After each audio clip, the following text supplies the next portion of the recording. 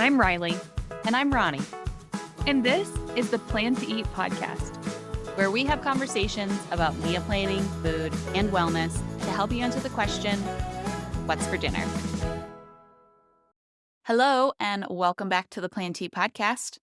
Today, Riley and I are starting our book club breakdown of the book Salt, Fat, Acid, Heat by Samin Nosrat.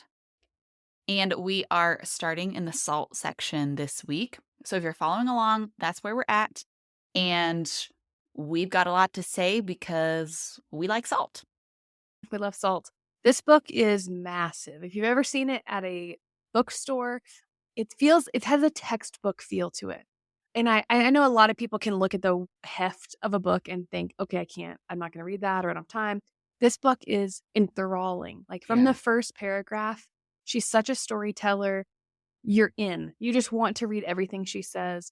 You earn her trust. You I don't know. You want to eat everything she talks about. She obviously loves food. She may have won me over on the science of baking. And I just what a storyteller. I just can't. You're just with her from the first paragraph and you just want to read everything she says. I was really impressed. Yeah, it is a really fun book to read. It's not only about cooking. She does share a lot of personal stories, how she came to her own revelations about the things that she talks about. She talks about her culinary education at the Michelin star restaurant that she worked at.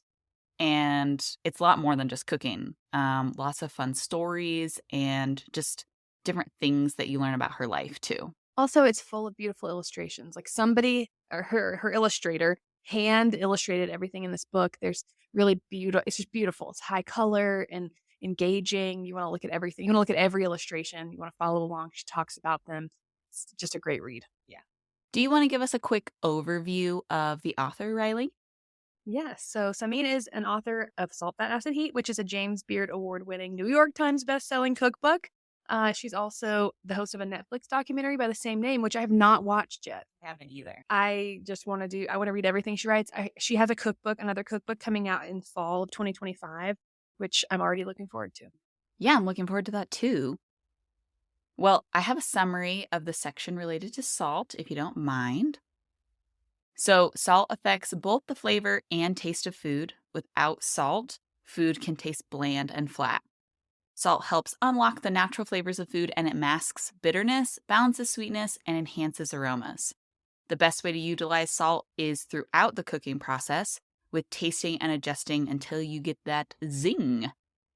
Seasoning from within is kind of a coined term that she uses, and you do that with the effect of time, temperature, and water. Those are the three elements of salt diffusion. And to effectively salt your food, adopt the mantra, stir, taste, adjust. Oh, I wrote that down too. I loved that. That was a beautiful summary. Yeah, she jokingly refers to it as pepper's sidekick, which is how most of the world views salt, but it has so much there's so much more to salt. It is, arguably after you read this chapter, I already believed this, but I'm sold now. After you read this chapter, you will care about salt so much more. You will understand salt and how it operates, and everything is richer, sweeter, tastes better, more flavor because of salt. And you will go and buy new salt. 100 new salts.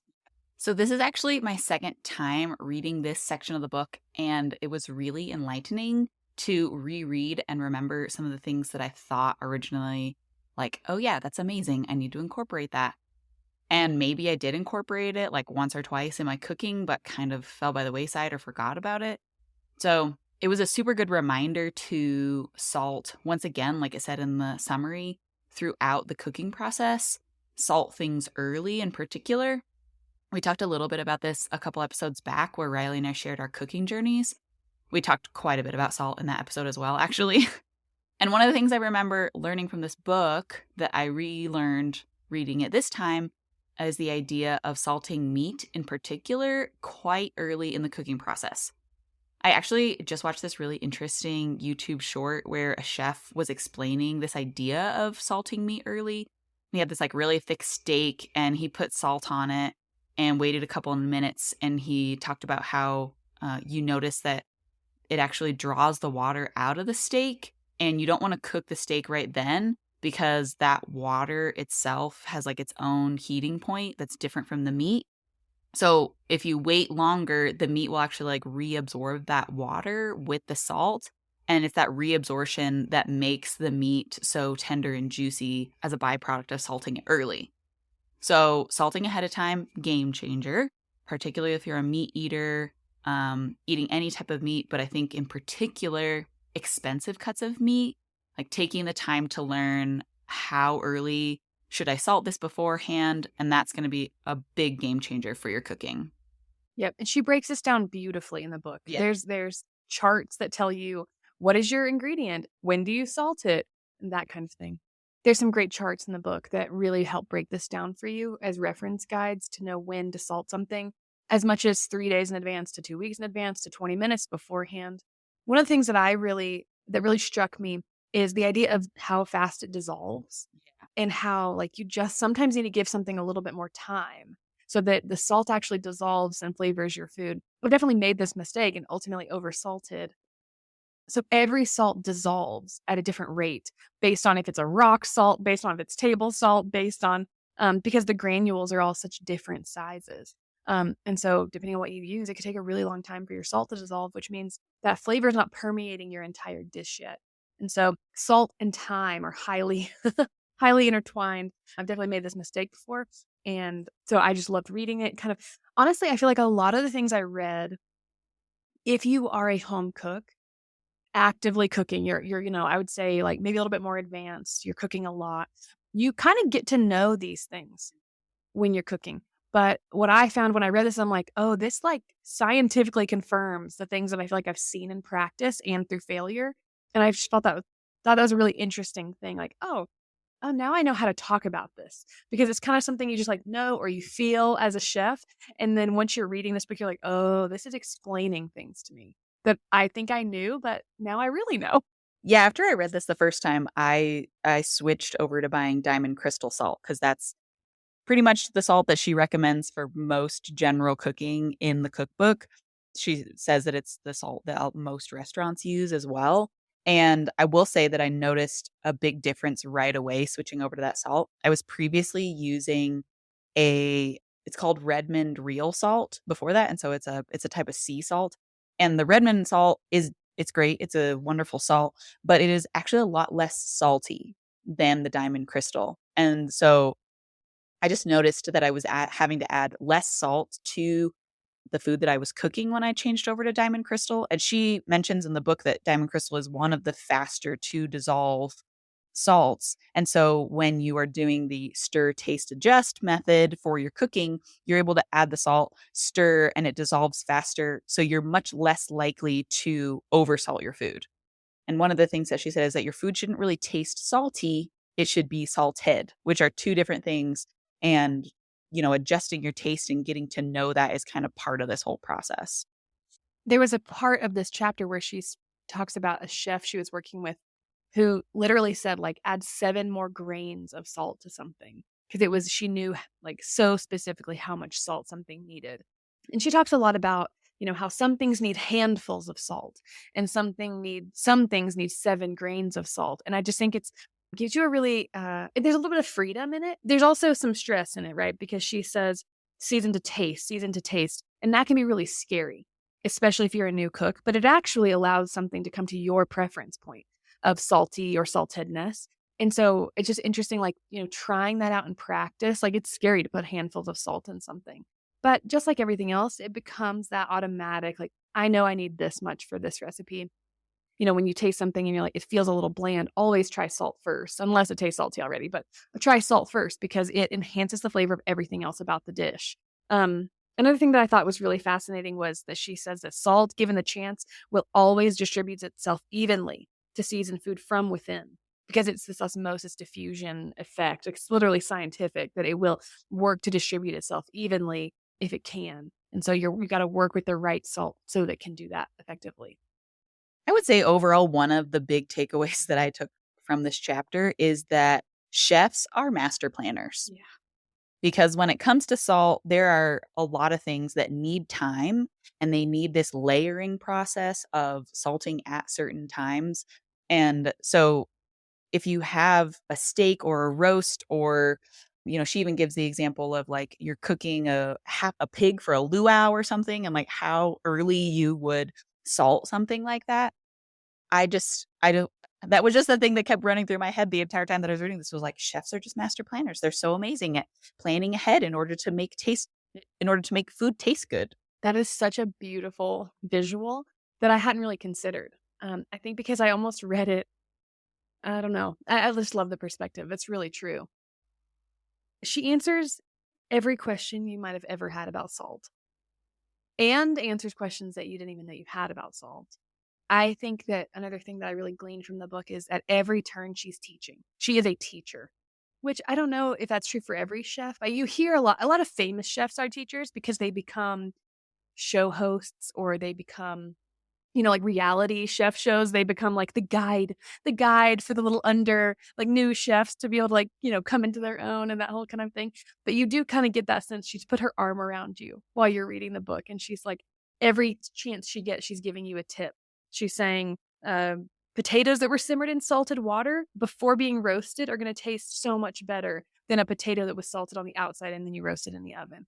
And I'm just thinking like how much this will affect my cooking because I'm thinking, okay, I'm going to boil these in salt water first because she just gave me this little tip. It feels like it's full of recipes, but it's just literally basic cooking information. Right, and she does give a few recipes in the cookbook. I think the end of the book does have recipes in it, and there are a few recipes scattered throughout where she gives an example of, here's what I mean by this thing of salt in this recipe. But yeah, you're right.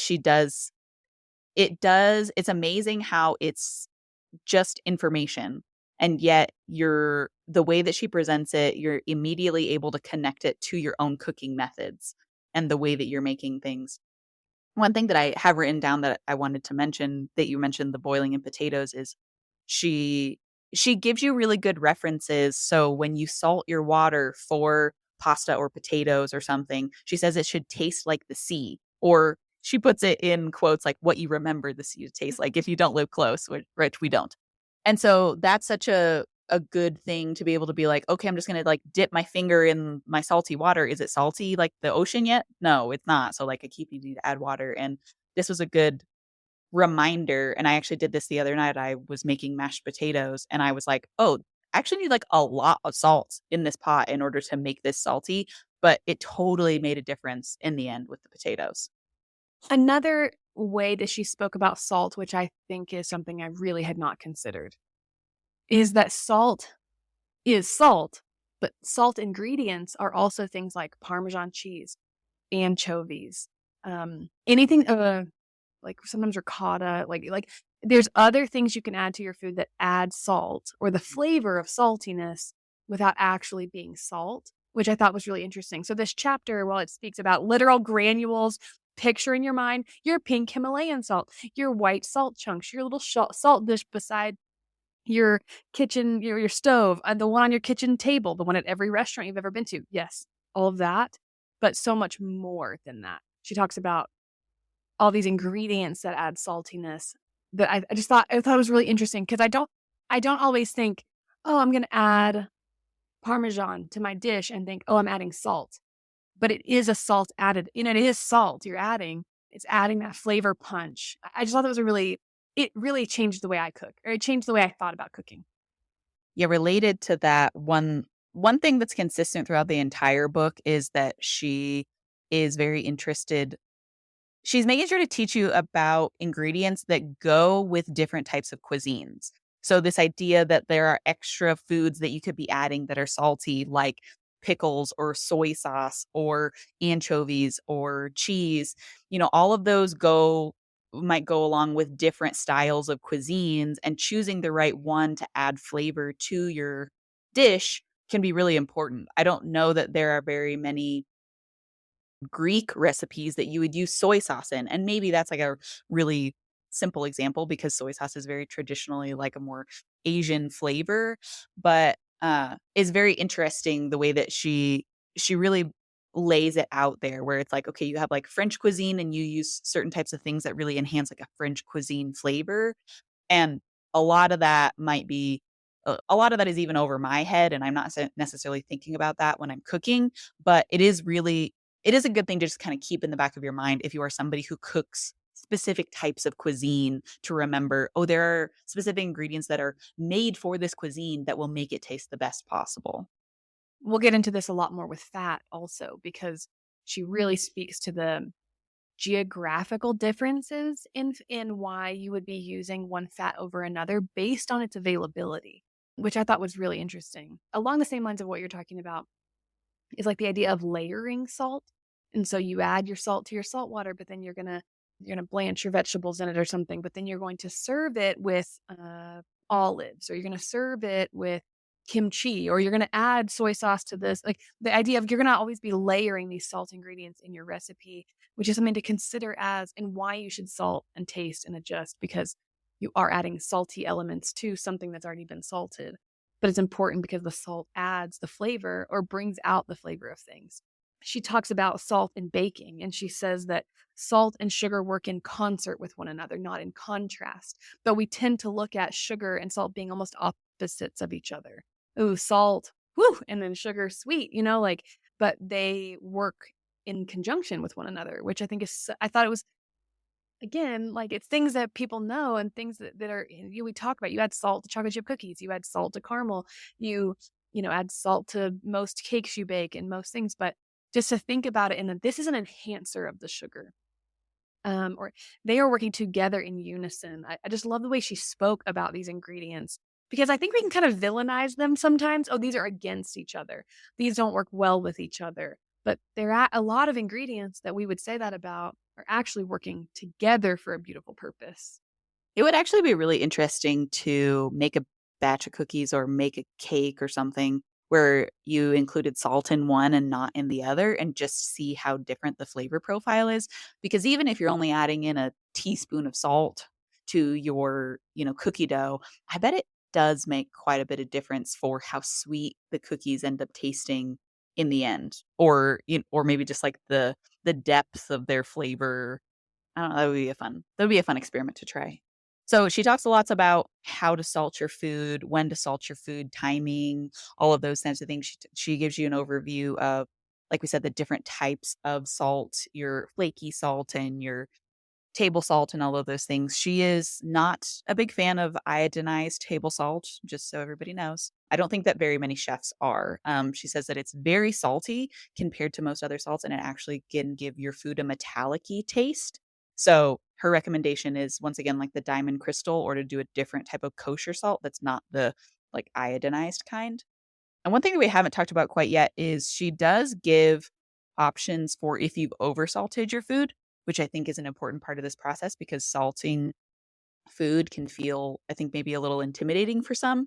And so she has a few ideas around this. One of them is to dilute, obviously, like try to figure out how you can dilute a recipe so that it's not so salty. One of her ideas around that is to like have the recipe and then dilute one half of it so you're not ending up with like so much food. Another one is to balance it with acid, and I'm sure we're gonna get way more into that in the acid chapter as well. And then another option could be to pair it with a less salty item. So if you made a roast and a pot roast or something, and like maybe the meat is just like, ooh, super salty. Well, maybe you pair it with mashed potatoes that are a little under salted and it can maybe balance them out a little bit. The last way she talks about how to do that is how to make something less salty is to say, like, maybe you've made, like, beans that were too salty, but the beans are not like you take all the beans out of the liquid, and then the liquid and the salt remains in the liquid, but then you can kinda salvage the beans and things like that. Basically, just select which part of the recipe you can save and get rid of, like, broth that was too salty, or basically take some of the broth and turn it into, like, a less salty sauce that goes on the meat, so then it can kinda balance one another. One of the things that we didn't talk about yet, which I thought was really interesting, and I'm curious to hear your thoughts, is the different ways that salt is made and, like, the different textures of salt. So, I mean, you've probably seen flaky sea salt that goes on top of, like, I'm thinking about a chocolate chip cookie with flaky sea salt on top, or caramel with, like, the visual crystals of salt on the outside. But just, like, let me see if I can find this section because I thought it was really interesting just the way that different salt is made. Sea salt is left behind when seawater evaporates. Rock salt is mined from an ancient lake and sea. I just thought it was such an interesting thing, or even the way that they make the salt because the way it evaporates and when they take it out of the water that it's in, that it's evaporated from, and like how the crystals literally form. I just thought that was really interesting because it's something I did not know. Yeah, it is a super interesting process.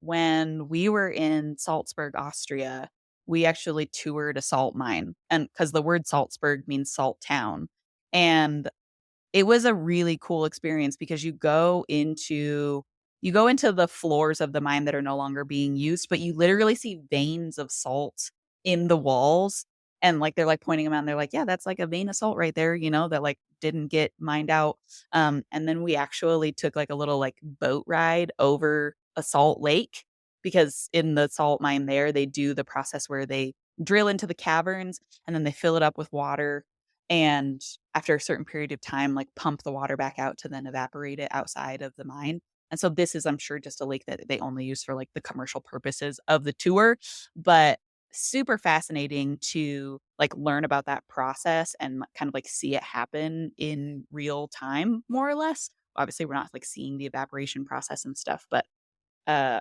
so cool to be just, like, inside of a cave and be like, "There is salt all around us."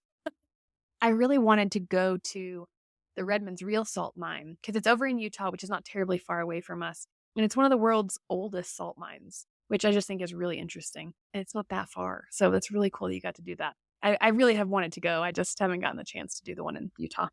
Okay, we're gonna taste some salt. You excited? Yes, I am excited. Riley brought all sorts of salts over to my house that we are going to try. So she's going to get this set up for me and we're going to give you guys our little flavor profile of the different salts that we taste. I kinda went a little crazy because I read this chapter, and I love salt, and my family members who are listening to this right now, you know who you are, you know I love salt. We'll do our best. I know it's a podcast, everyone. Um, salt has what Samin says in the book is that salt has a greater impact on flavor than any other ingredient. Yeah, So salt matters quite a bit. I believe it. Yeah. Okay, what do you wanna go with first? You want your present first? Yeah. But apparently Riley has surprises for me. So, oh my gosh, that's so cute. Oh, Riley got me a little pin that's like a Morton salt shaker that just says salty on it. It's so adorable. She got one for You me. know, the, like, iconic little girl with the umbrella. Yeah. Oh my gosh, Says that's cute. salty. That's so cute. We do joke that we're salty girls. We I don't know that our personalities are salty, but we like to season our food with salt.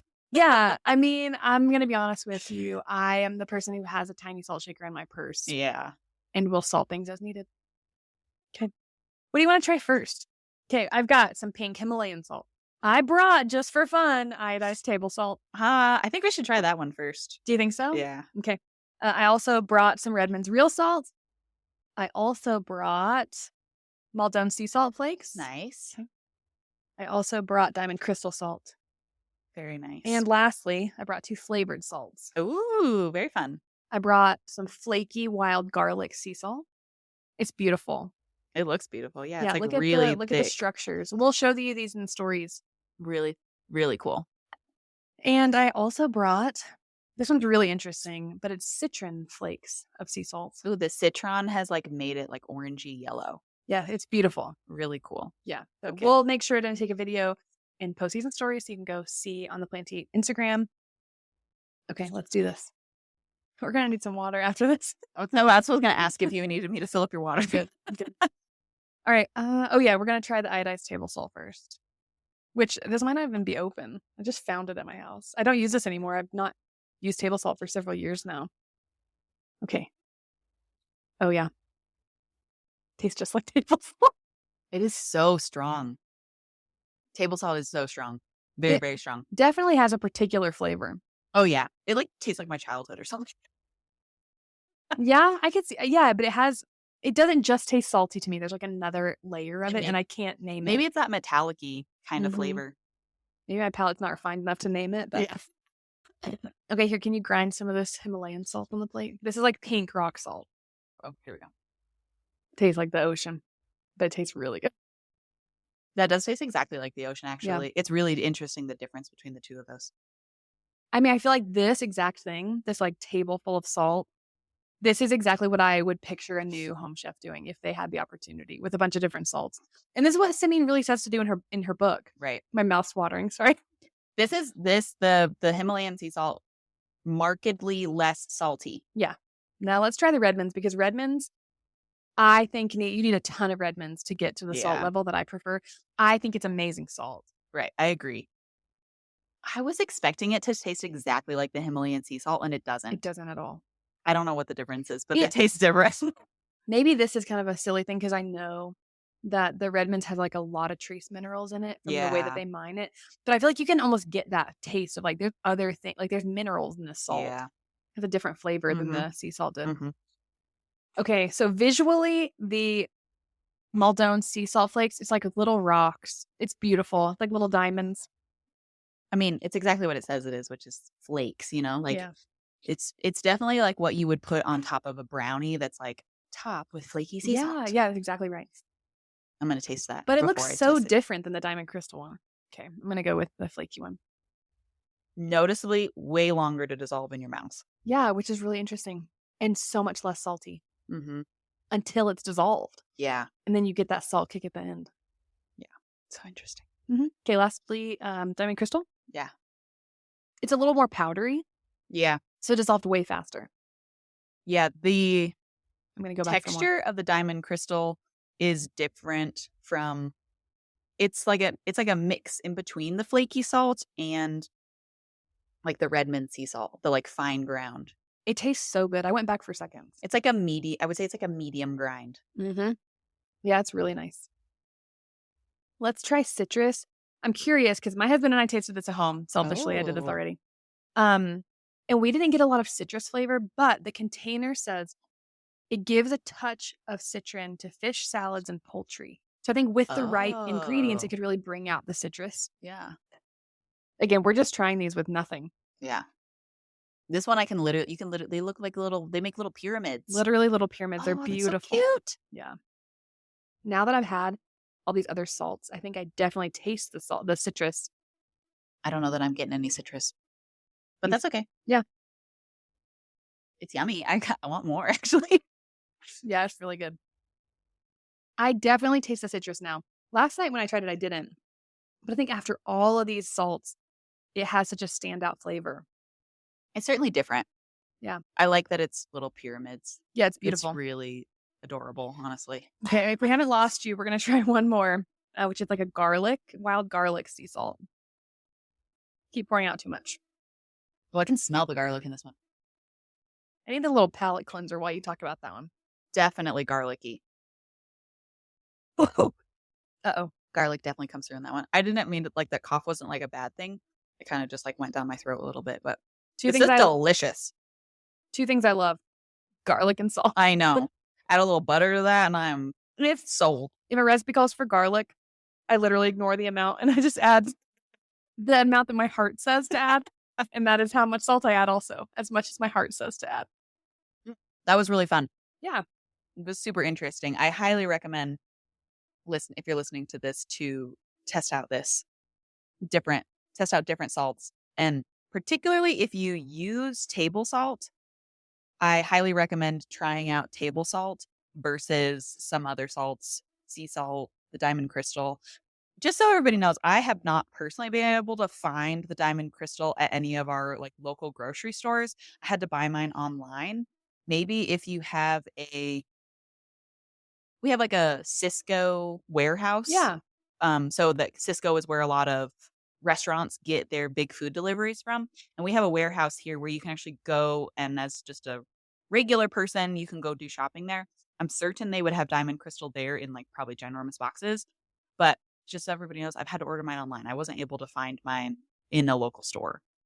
I made a large bulk order for all of these things that we just tasted today, except for the few that we had at home. So yeah, I bought all of these online, but I did not have a chance to go shop around. So Yeah. good And information. certainly some specialty salts you'd be able to get at like a spice shop. We have spice shops in our town Yeah. where they would have specialty salts and stuff. But particularly the diamond crystal, I'm not sure why it's harder to find. She does give an option in the book for a different type of kosher salt that she likes. So that could also be an alternative to the diamond crystal. That was fun. I hope you guys hung out with us while we tasted salt I'm taking some video behind the scenes content so we can show you guys in our stories. So if you are listening to this when this is live, you can go check it out. Cool. That is at Instagram. It is at planty_official if you're not currently following us on Instagram. So go head over there, give us a follow, and check out our salt tasting. Awesome. I enjoyed that. Too much salt now. All right. I think that concludes our recap of the salt section of Salt, Fat, Acid, Heat. If you guys are reading along with us in 2 weeks, we're going to be going over fat. So I'm very interested to talk about that section as well. She has so much to say. I can't emphasize enough how good this book is. I hope that we did it justice in just talking about the things that we got out of it. But I hope you'll pick up a copy and read along with us. And I think it's going to make you a better home chef. It's going to make me a better home chef. I've learned so much already. 100%. All right. So now we are going to switch over to some dinner dilemmas. Whoop, whoop. From Becca, our first one today. No time from 4 to 7 p.m., even as late as 8:30 some nights. My kids are in activities and we're driving everywhere. Weekends are competitions. There is no time to prep and cook. Ooh, that's a rough one because time is, you can't get it back once you have devoted your time to lots of other things in your life. Yeah, this is a hard one. And I have to assume, I have to work off the assumption that I understand that you have no time to prep and cook. So we've got to find those in between times. We've got to utilize things like maybe we're utilizing a lot of the semi-homemade idea. You're getting a lot of semi-homemade ingredients that you're utilizing to make homemade food that takes a lot less time. And we're going to look at maybe even pack and go kind of things. I'm sitting here thinking, when I said this earlier, I just think there's probably got to be at least some time in your week where you've got maybe a little bit of time, maybe 2 hours. What can we do with those kinds of things? We've talked about other dinner dilemmas where we're going to batch cook. When we do have time to cook one meal, we're actually making 3. I'm referencing the time a couple weeks ago when I talked about making my kitchen sink enchiladas, and ended up making 3 pans, and I was just utilizing the ingredients that I needed to use up, but it ended up making 3 pans, and it didn't take me any extra time. I've done this with manicotti before, stuffed pasta, and we're eating it tonight, but it's going to be something we have another night because I just anytime I'm cooking a meal, I'm also cooking another meal. I think that's probably going to be something that you have to do. This makes me think about, I talked to Allie Powell on the podcast sometime in 2024, and she talked about her life experience of needing to cut back on the amount that they were spending going out to eat. And so she did that by cooking at home more. Her and her husband both worked corporate jobs. They had, busy kids and activities and all this stuff. And she said that the way that she did it was exactly that. She started batch cooking and she would do, I think, 4 dinners a week. She would find just a couple hours and she would batch cook.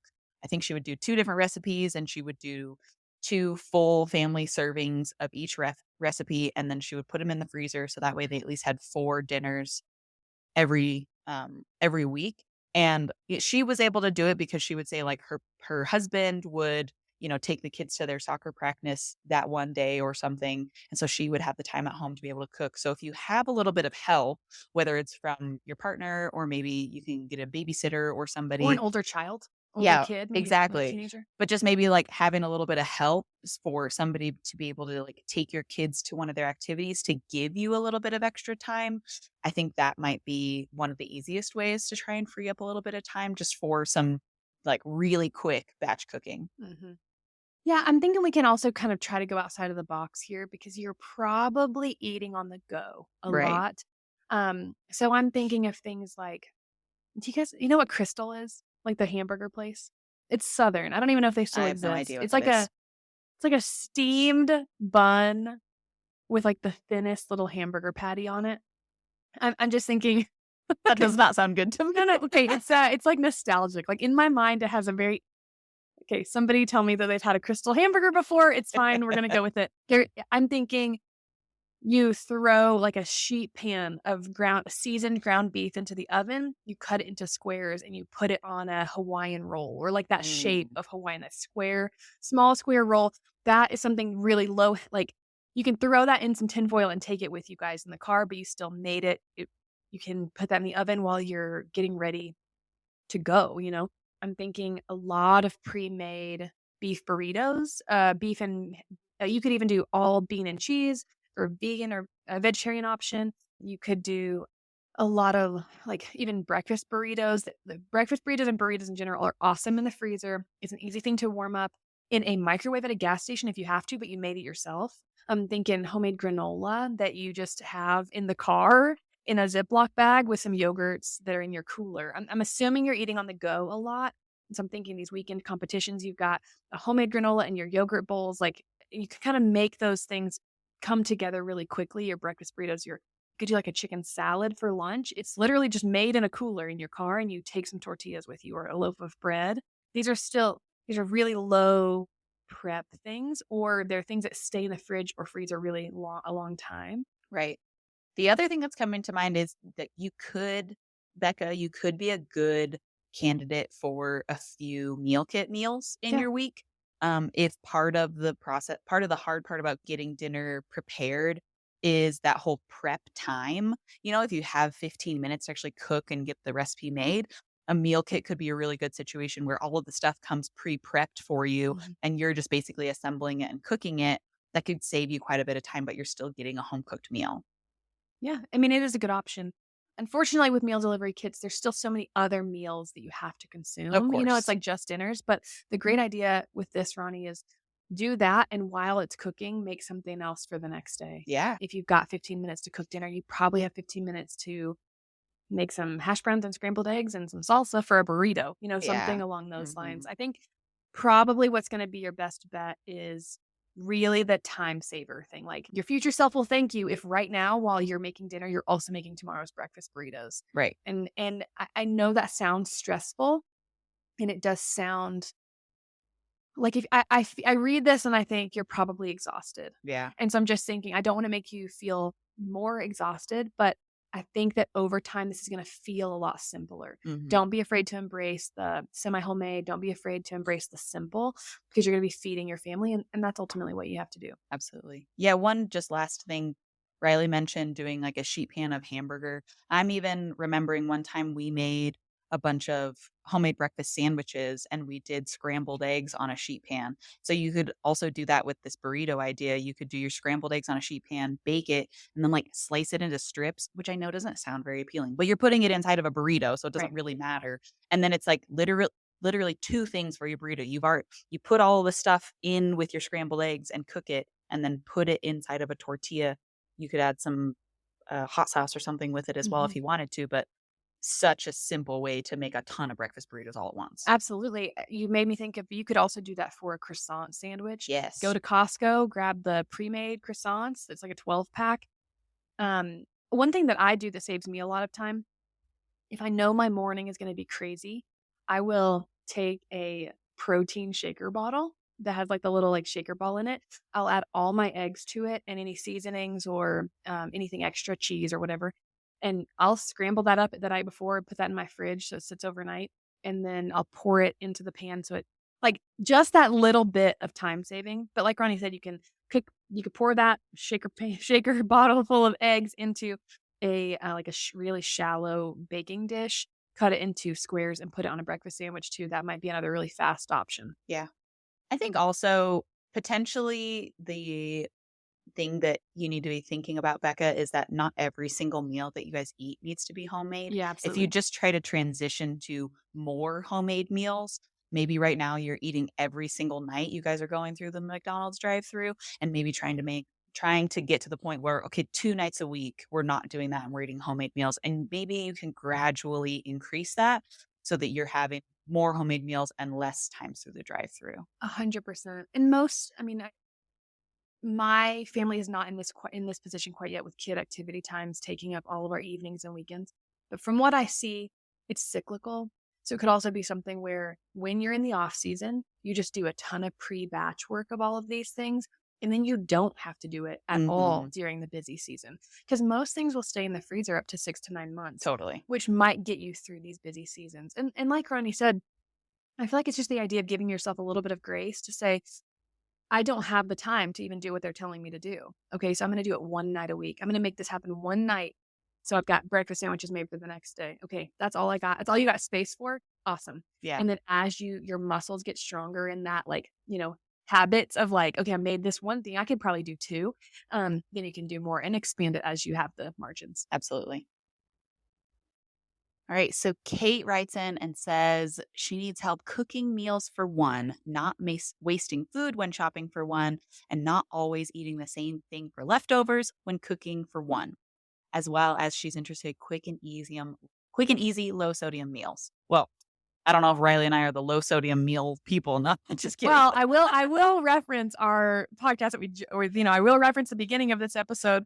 Samin says that you're automatically going to be eating less sodium by cooking at home and salting your own food. Yeah, So very that's true. one step. So home cooked meals, she says you already because eating out, eating processed foods is going to be way higher in sodium. So you're heading in the right direction, Kate, because you're already going to be eating at home.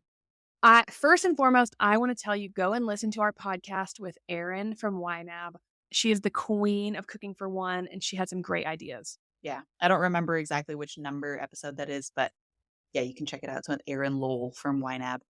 So, some ideas for cooking for one. I think if you are using Plan to Eat, some easy things to do are adjust your serving sizes of your recipes to either be one or two servings. I know some recipes that makes it a little awkward because you're buying or using such small portions of things, but it can really help if you are finding a lot of the recipes that you're importing are serving 6 or 4, having those so that you're not constantly having a ton of leftovers for things.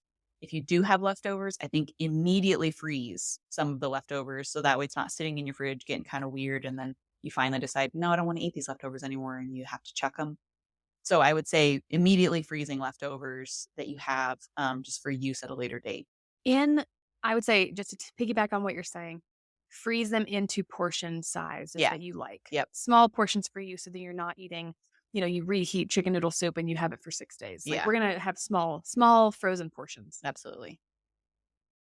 And I think shopping for one can be a challenge, particularly with fresh things that come like bundled. Shopping for fresh things where you can just buy one orange or one cucumber, that's a little bit easier. But honestly, even like a head of broccoli can be a lot. A bigger head of broccoli can be a lot for a single person. So I'm not totally sure what to say related to that other than just trying to find the smaller portions of things, particularly fresh items. I immediately thought of the farmer's market Mm. because you can buy the exact amount that you want most of the time. You can say, okay, I want that one broccoli or I want that one single tomato. You're not having to buy like, a bag full of all of these things. Mm.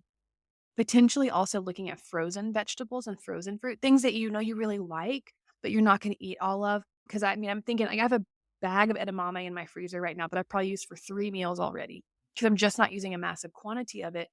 And so I'm just thinking like something that can go back in the freezer that I can, use over and over again without it ever going bad because it's been in the freezer is another idea.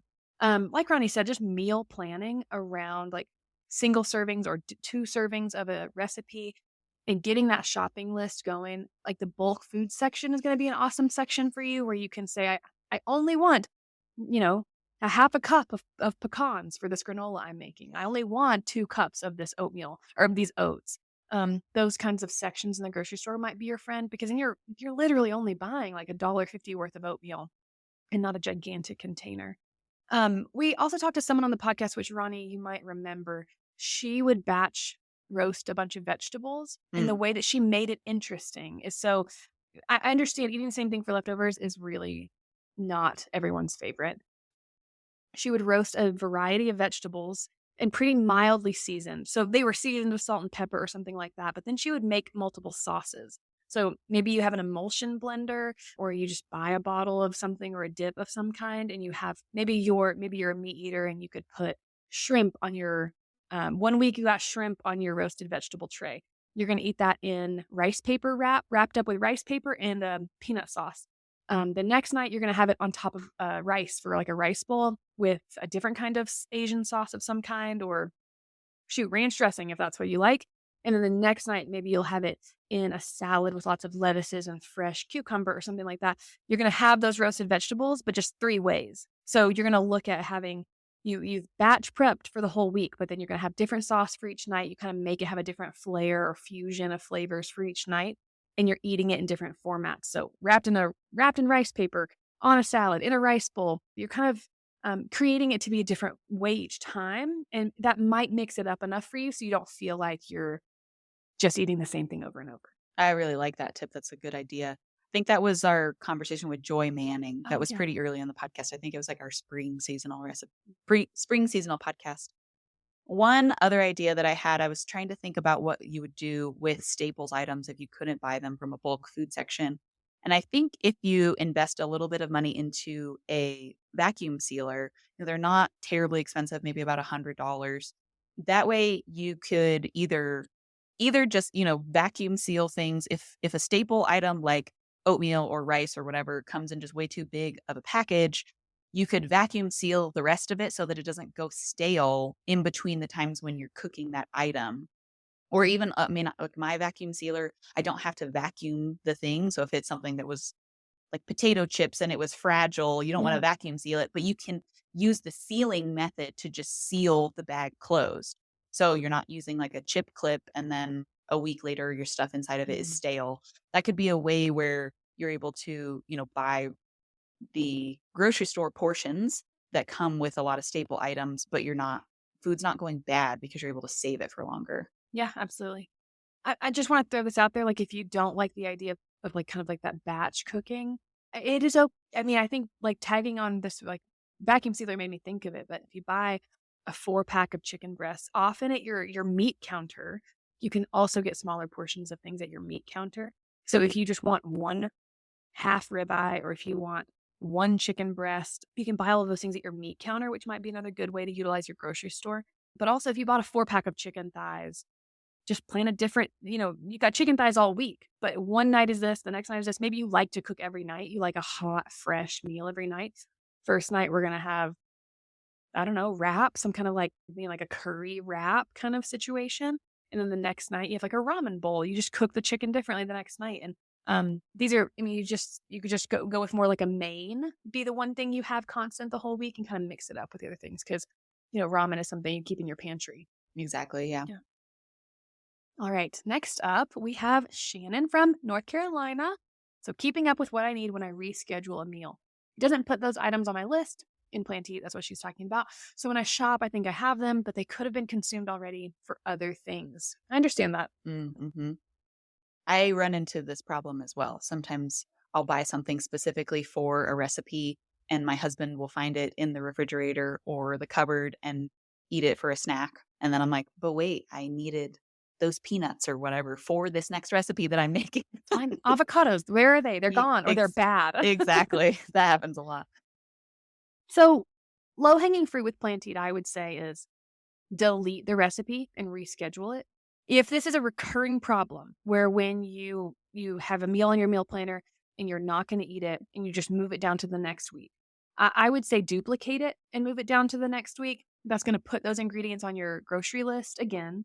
And then you can go through and say, nope, I do not have cumin. No, I do not have lime juice anymore. No, I don't have, we ate those refried beans with something else. Okay. And then you can know, then you have everything on your shopping list again and you can remove what you no longer have. I would say that's probably your first step is just change the way you're rescheduling your meals. Just duplicating it and moving that second copy down to the next week or the next week is going to do this for you. Um, so instead of just dragging it to the next week where it won't repopulate those ingredients, reschedule it by duplicating it and moving that entry. I think since this is a problem you're obviously having, I would say that's the first thing I would tell you to do.